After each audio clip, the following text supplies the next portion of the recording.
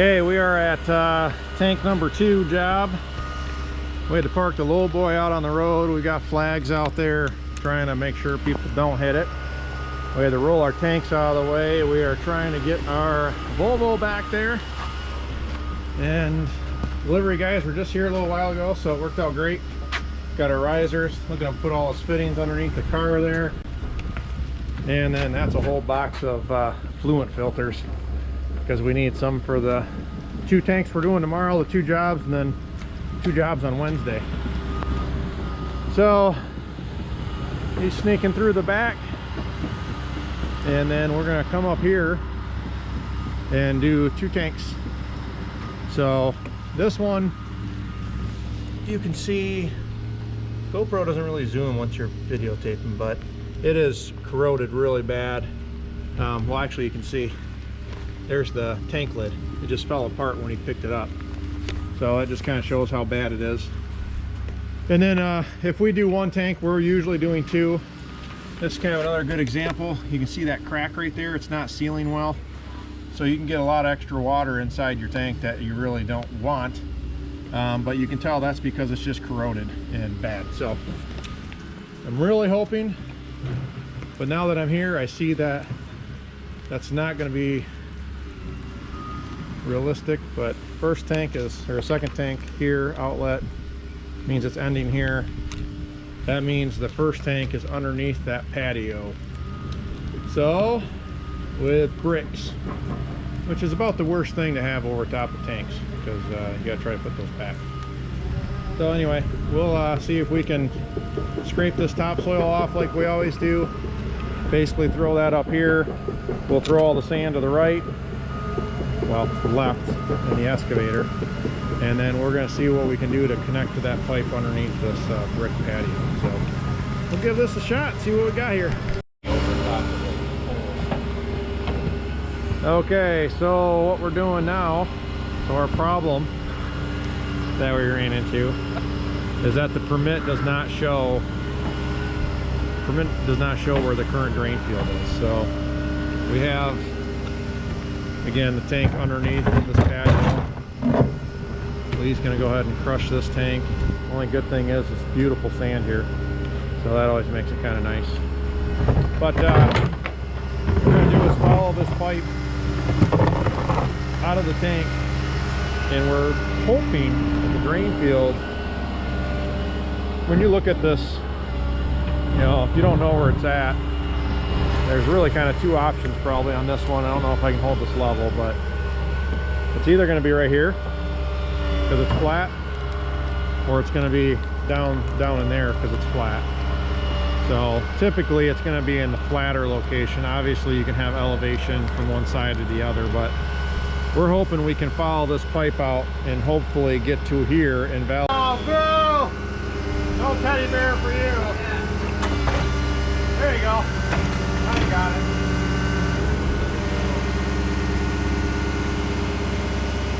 Nice grab. Okay, so what he was doing, I don't know if you can see that piece or not. Those are horrible. So it's the corner of the tank. If the corner of the tank gets knocked in without breaking it enough, and it's upside down, you'll have this 12 to 20 inch void in there. So when you get a monsoon rain, all of a sudden all the sand will wash down in underneath there, and you'll get a spot that settles in the yard. All right, so Lee is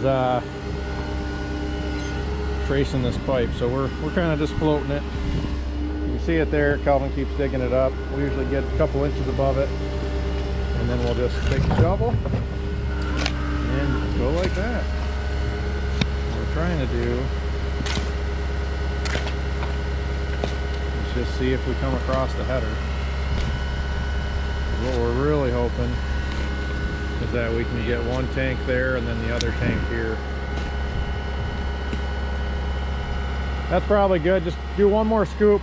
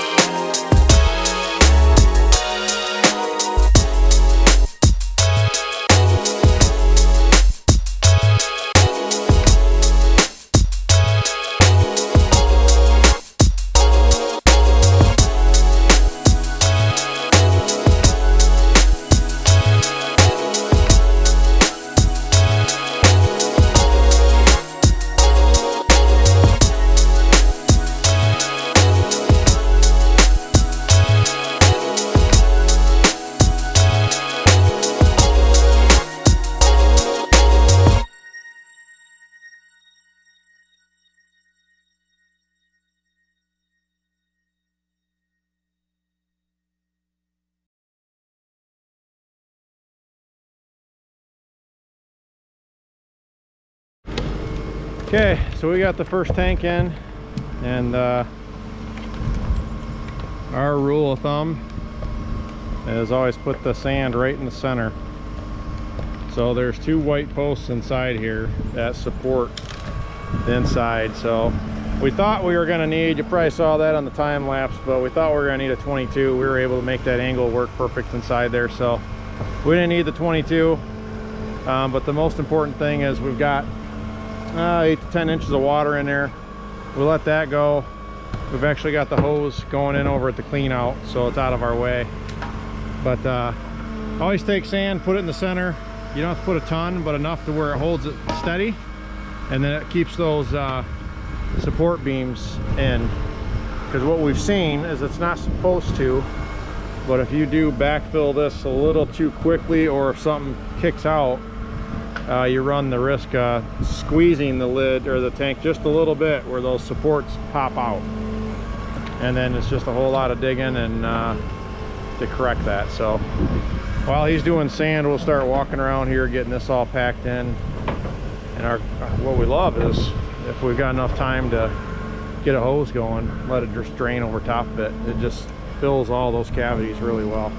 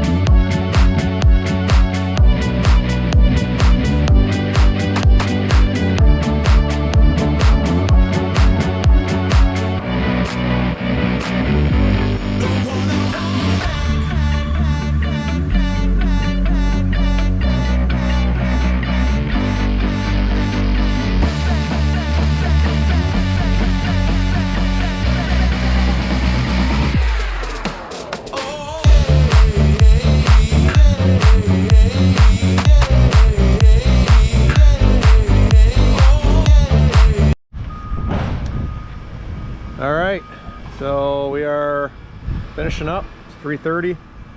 Got both tanks in. Everything's packed in pretty darn good. Got the pipe exposed, and then fluent filters in. Yeah, of course it is. See, so we're gonna go get the tracks cleaned off and get that thing loaded up. We're gonna go drop it off for our tank replacement tomorrow, and we're gonna call this good once we screw these lids on.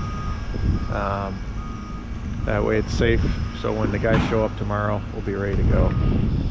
So, and then we have a different crew coming in tomorrow. Our inspection's at 4:30, so we're gonna be out of here by the time he gets here. But we'll have the crew come in tomorrow, and they'll finish grade all of this and make it look good.